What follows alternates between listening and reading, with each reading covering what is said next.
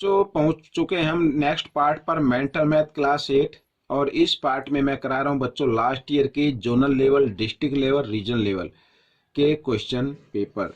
तो बच्चों आप ये मन से जरूर निकाल दें कि ये जोनल लेवल का है तो डिस्ट्रिक्ट लेवल में नहीं आएगा, और डिस्ट्रिक्ट लेवल का है, ठीक है ना, तो रीजन लेवल में नहीं आएगा। ऐसा कुछ नहीं होता बच्चों, सभी क्वेश्चन है अदल बदल के दे दिए जाते हैं।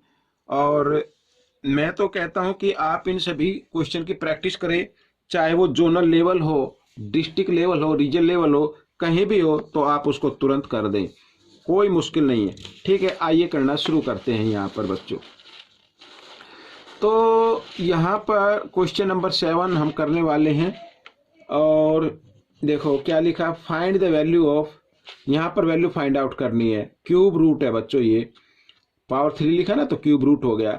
तो बच्चों अगर हम इसके यहाँ पर फैक्टर निकालें, ठीक है, 9 से कर लीजिए इसको, क्यूब 3 का पेयर ग्रुप बनाना है, तो 9 8 जा और 9 1 जा, ठीक है, इस तरीके से 9 9 जा 81, 9 1 जा, तो बन गया ना।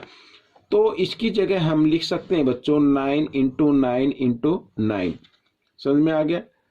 या हम इसको देखो, तरीका क्या होता है, या तो आप इस ग्रुप में से एक नंबर को लिख दीजिए बाहर, ये आपका आंसर हो जाएगा। लेकिन कुछ बच्चे को कंफ्यूजन रहता है, सर ये 9 कैसे आएगा, मैं बताता हूँ। देखो 9 3 टाइम्स है, तो 9 की पावर 3 लिख सकते हैं, और इधर ये क्यूब रूट है, तो हम इसको जब क्यूब रूट के साइन से हटाते हैं तो इधर आ जाता 1/3, तो 3 से 3 तो 9 बच जाता आपका। ठीक है, इस तरीके से भी आप इसको निकाल सकते हैं, लेकिन मेंटल मैथ है तो आप इस तरीके से इसको कर लीजिए। क्वेश्चन नंबर 8, यहाँ पर बच्चों find the value of x, x की वैल्यू फाइंड आउट करनी है। अब यहाँ पर देखिए 64 है इक्वल यहाँ पर 16 और 64 की पावर एक्स, तो हम इसको बच्चों लिख सकते हैं इस तरीके से, 4 की पावर में लिख लो, तो 4 की पावर 3, और यहाँ पर बच्चों आ जाएगा क्या, एक्स, ठीक है, और यहाँ पर 4 की पावर 2, 4 की पावर 2, यानी 4 को 2 टाइम्स मल्टीप्लाई करें तो 16, और 4 को 3 टाइम्स मल्टीप्लाई करें तो 64। तो इस तरीके से बेस इक्वल हो गए आपके, तो इसका मतलब इसकी पावर भी क्या हो गई, इक्वल हो गई। जब पावर इनसाइड हो एक आउटसाइड हो तो मल्टीप्लाई कर देते हैं, 3x इक्वल टू 2, और x की वैल्यू निकाल लेते हैं, x इक्वल 2/3, क्योंकि 3 इधर मल्टीप्लाई में तो इधर आकर डिवाइड में, ये आपका आंसर आ गया। अब हम करेंगे क्वेश्चन नंबर 9, यहाँ पर ही देखिए। तो इस क्वेश्चन के अंदर भी देखो सॉल्व करना है सिंपली, -6/10, 3 टाइम्स है -6/10 और -6/10, क्योंकि मेंटल मैथ है, आपको ब्रैकेट लगाने की जरूरत नहीं है, मैं तो लगा देता हूँ, लेकिन माइंड में करें। अब इसका आंसर जो आएगा बच्चों माइनस में आएगा, क्योंकि देखो माइनस का कोई भी नंबर होता है, उसकी पावर अगर ओड नंबर हो तो उसका आंसर माइनस में आता है, इवन हो तो प्लस में आता है।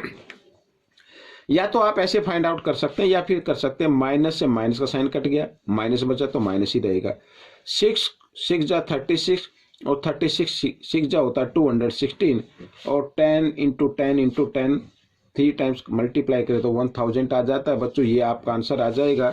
और क्वेश्चन नंबर 10 में यहाँ पर बच्चों ये भी कोई ज़्यादा मुश्किल नहीं है, मैं आपको दिखाता हूँ। देखो लिखा if the area of one face of A cube is 64।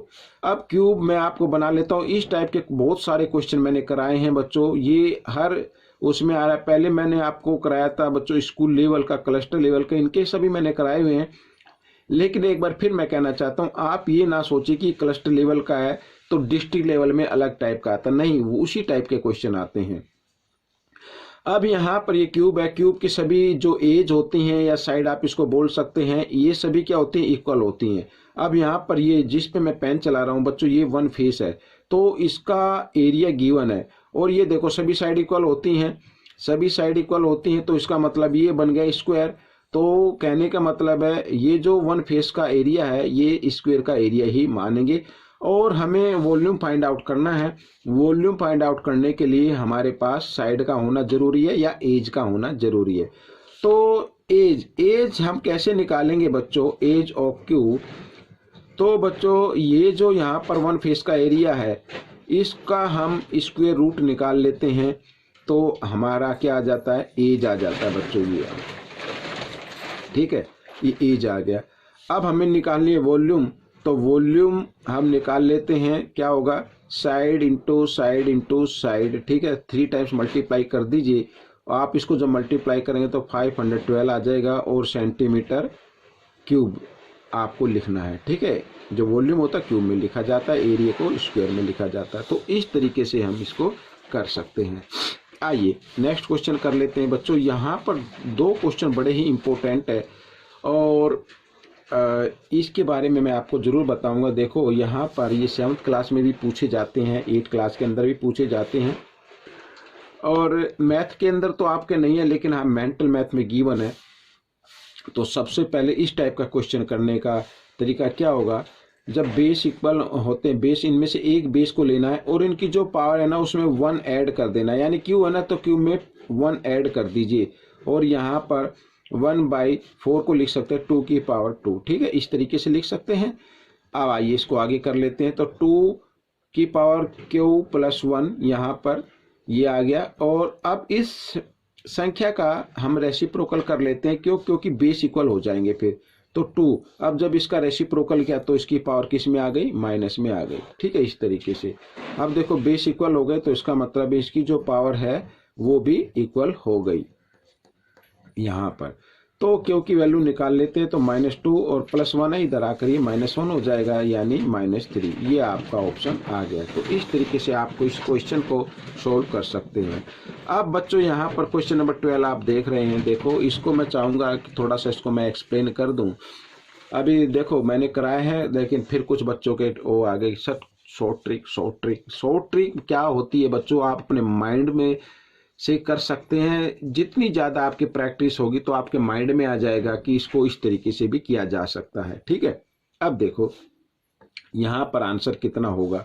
अब लिखा 1 क्यूब, अगर हम इस तरीके से करें 1 क्यूब 1 होता है, 2 क्यूब यहाँ पर क्या होता है 8 होता है और यहाँ पर होता है 27, 4 क्यूब होता है 64 और 5 क्यूब होता है 125। आप इस तरीके से इसको ऐड करके कर सकते हैं कि इसका आंसर क्या होगा, ठीक है। या फिर आप एक काम करें, मैं आपको बताता हूँ, इन सबको ऐड कर ले। 5 + 4 क्या होगा 9, 9 + 3 12, 12 + 2 14 और +1 15। तो इसका जो आंसर आएगा वो आएगा 15 का स्क्वायर। क्या आएगा 15 का स्क्वायर। तो आप याद रखना, तो 15 का स्क्वायर होता है 225, ठीक है। ये आइए अब मैं थोड़ा सा मैं आपको चाहता हूँ कि इसके बारे में थोड़ी सी डिटेल में बता देता हूँ मैं, ठीक है ना। तो आइए मैं 1-2 क्वेश्चन और करा देता हूं ताकि आप कंफ्यूजन में ना रहें। यहाँ पर इस पेज पर देखो शुरू से करा देता हूं। यहाँ पर देखो मान लीजिए जैसे 1 क्यूब है और ये आता तब जब कंटिन्यू नंबर होते हैं, और 2 क्यूब, तो इसका जो आंसर होगा वो क्या होगा, ठीक है। या तो 1 को 3 टाइम्स मल्टीप्लाई किया 1 और 2 को 3 टाइम्स मल्टीप्लाई किया 8, 8 और 1 9। या तो ऐसे कर सकते हैं, या फिर आप एक काम कर सकते हैं, 2 क्यूब नहीं लेना है, 2 + 1 कितना हो गया 3, तो 3 का स्क्वायर आंसर होगा, यानी 3 का स्क्वायर क्या होता है 9। तो इस तरीके से आप इसको फाइंड आउट कर सकते हैं। अब देखिए नेक्स्ट, जैसे 1 क्यूब + 2 क्यूब + 3 क्यूब, ऐसे कंटिन्यू नंबर आ गए। तो इसका आंसर अब आप तुरंत बता सकते हैं। यहाँ पर 3 + 2 5 और 5 + 1 6, तो 6 का स्क्वायर यानी कि यहाँ पर 36 आंसर आ जाएगा। इसको जब आप ऐड करेंगे 36 आ जाएगा, करके देख सकते हैं। 1 का क्यूब 1 होता है, 2 का क्यूब 8 होता है और 3 का क्यूब 27 होगा। अब 27 + 8 35 और 1 36 आ गया ना भाई। तो इस तरीके से आप कर सकते हैं। आइए एक लास्ट एग्जाम्पल और ले लेते हैं। यहाँ पर जैसे 1 क्यूब + 2 क्यूब + 3 क्यूब + 4 क्यूब। अब यहाँ पर क्या आंसर आएगा, ठीक है। तो आप इस तरीके से भी कर सकते हैं जैसे मैंने किया, या फिर आप सीधा इनको ऐड कर ले। 4 + 3 7, 7 + 2 9, 9 + 1 10। तो 10 का स्क्वायर यानी कि 10 का स्क्वायर होता है 100। तो इनको अगर हम ऐड करेंगे तो 100 इसका आंसर आ जाएगा। तो आप इस तरीके से कर सकते हैं, ठीक है बच्चों। तो यही मेरे को आपको बताना था। आप प्रैक्टिस करें ज़्यादा से ज़्यादा, ये ना देखें कि जोनल लेवल का है, डिस्ट्रिक्ट लेवल का है, रीजन लेवल का, तो कैसे होगा।